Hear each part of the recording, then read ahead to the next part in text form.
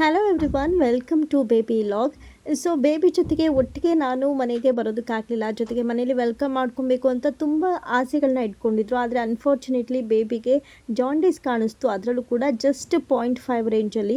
So ಹಂಗಾಗಿ ಬೇಬಿನ admit ಮಾಡಿದ್ರು, ನನ್ನನ್ನು ಡಿಸ್ಚಾರ್ಜ್ ಮಾಡಿ ಮನೆಗೆ ಕಳಿಸಿರೋ ಕಾರಣ. ಸೊ ನಾನು ಬಂದುಬಿಟ್ಟಿದ್ದೆ. ಆಮೇಲೆ ಬೇಬಿ ಒಂದು ದಿನ ಬಿಟ್ಕೊಂಡು ಬಂದು. ಸೊ ಆವಾಗ ನಾನೇ ಇದ್ದಿದ್ದರಿಂದ, ನನಗೆ ಸಿ ಸೆಕ್ಷನ್ ಆಗಿದ್ದರಿಂದ ತುಂಬಾ ಆ್ಯಕ್ಟಿವ್ ಆಗಿ ಓಡಾಡ್ಕೊಂಡು ಏನೂ ಅರೇಂಜ್ ಮಾಡೋಕ್ಕಾಗಿಲ್ಲ. ಬಟ್ ಇರೋದ್ರಲ್ಲಿ ಸಿಂಪಲ್ಲಾಗಿ ಈ ರೀತಿಯಾಗಿ ಅರೇಂಜ್ ಮಾಡ್ಕೊಂಡಿದ್ವಿ.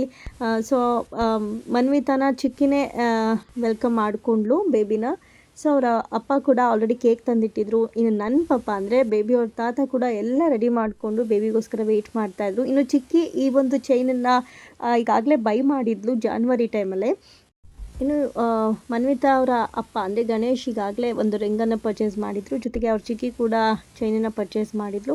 ಸೊ ಅದೆಲ್ಲವನ್ನು ಕೂಡ ಬೇಬಿಗೆ ಹಾಕಿ ವೆಲ್ಕಮ್ ಮಾಡಿ ಅರಿಶಿನ ಕುಂಕುಮವನ್ನು, ಅಂದರೆ ನನ್ನ ಮಗಳಾಗಿರೋದ್ರಿಂದ ಅರಿಶಿನ ಕುಂಕುಮ ಇಕ್ಕಿ ಅವಳನ್ನ ಮನೆಗೆ ವೆಲ್ಕಮ್ ಮಾಡ್ಕೊಂಡಿದ್ರು. ಇದು ನಿಜವಾಗ್ಲೂ ಸ್ಪೆಷಲ್ ಆಗಿತ್ತು ಮತ್ತು ತುಂಬಾ ಖುಷಿ ಕೊಡುವಂಥ ಮೂಮೆಂಟ್ಸ್ ನಮ್ಮ ಫ್ಯಾಮಿಲಿಗೆ ಇದಾಗಿತ್ತು.